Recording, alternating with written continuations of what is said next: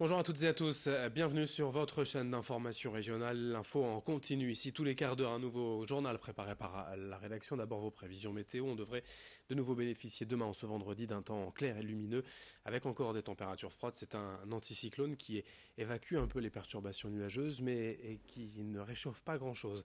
Il va donc faire froid de nouveau la nuit prochaine et ce vendredi. On en reparlera bien sûr avec vos prévisions météo dans un instant.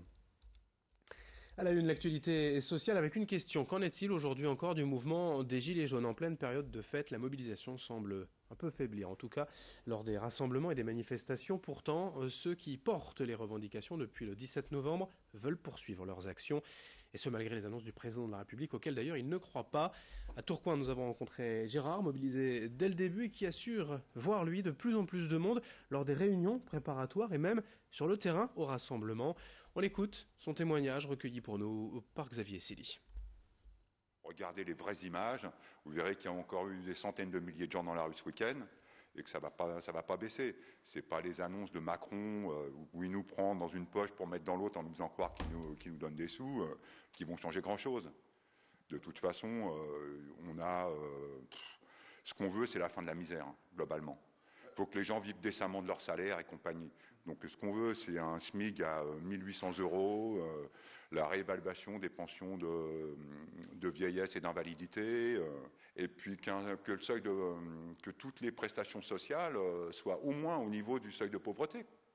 Que les gens qui sont au RSA n'aient plus 500 € par mois, mais le seuil de pauvreté est à 900 €. Déjà, vivre avec 900 €, c'est hyper difficile, mais vivre avec 500, on peut pas. On peut pas. C'est un minimum. En fait, il faut tout reprendre, quoi. Donc, c'est pas les miettes qu'il essaye de nous balancer comme ça, petit toutou, retourne à la niche, qui vont nous faire rentrer à la maison. C'est en aucun cas. Et puis, c'est ce que je vous disais, moi, il me semble qu'en préalable à toute négociation avec ce gouvernement, c'est la juste indemnisation de nos martyrs. Et je choisis bien nos mots, nos martyrs. Parce que des gamines de 20 ans défigurées à coups de flashball en pleine figure, c'est inadmissible, des choses comme ça. Autre actualité, autre information en images dans ce journal régional. Nous allons à la découverte d'un lieu réservé aux femmes à Lille. Ratiba Mokri est une artiste à l'origine du café associatif chez Joueur. Son objectif est de redonner de la visibilité aux femmes dans l'espace public, qu'elles puissent de nouveau s'approprier comme il se doit leur quartier. Reportage signé Xavier Silly. Bonjour Annick. Bonjour. Ça va? Ouais, ça va. À Fives, le café associatif chez Joueur a ouvert en septembre. Sa particularité, il est réservé aux femmes. Ratiba Mokri, la fondatrice, veut leur redonner une visibilité perdue dans ce quartier depuis des années. Des fois, je discute avec certaines femmes quand j'ai commencé à travailler sur le projet. Elles me disent, mais nous, on passe pas dans la rue Pierre-le-Grand, on la détourne. Ça stagne beaucoup, avec les terrasses, puis le trafic aussi. De ce fait-là, ça draine comme ça une présence des hommes dans la rue qui est très importante, quoi. C'est beau, hein? C'est pour toi. Devant chez Joueur, les passants peuvent entrevoir des parties de rire, des ateliers de crochet et des expositions. Myriam, désormais habituée, a ainsi pu redécouvrir le voisinage. On a redécouvert un peu le quartier ensemble, les lieux associatifs de Fives qui sont très très très nombreux et qu'on ne connaissait pas. Donc beaucoup de liens avec les femmes de Fives. Chez Joueur est un lieu laïque pour toutes celles qui souhaitent se retrouver en dehors de chez elles, d'où qu'elles viennent. On vient ici avec son histoire personnelle. Des fois on en parle, des fois on n'en parle pas, des fois on vient oublier ici, des fois on vient partager. Les femmes, elles viennent chercher leur part de rêve pour en donner à soi d'abord, parce que c'est important de soi, et en donner aux autres. Et aussi on va jouer de la vie ici. De la vie, des allées et venues au féminin dans les rues de Fives qui ne font que commencer. Allez, au revoir. Au revoir.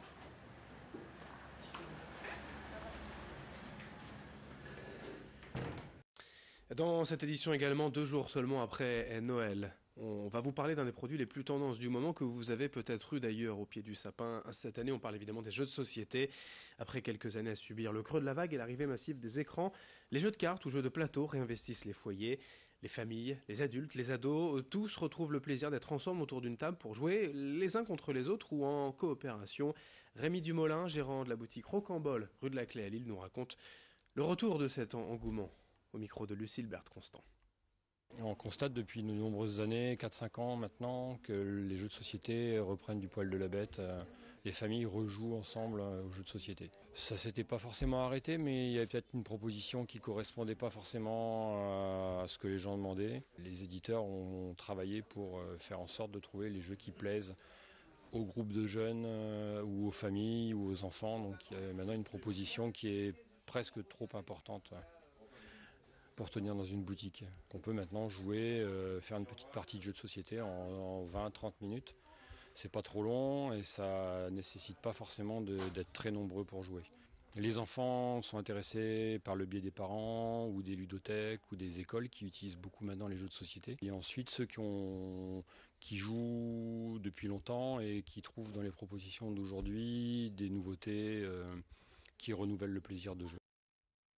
Et puisque l'on parle de ces cadeaux de Noël tendance, des jeux de société, sachez que quelques premiers chiffres sont déjà sortis pour ce Noël 2018. Les foyers français auraient dépensé en moyenne 571 € par foyer pour ces fêtes, dont 340 € rien que pour les cadeaux. À ce prix-là, on espère que ce que vous avez reçu pour Noël vous plaît.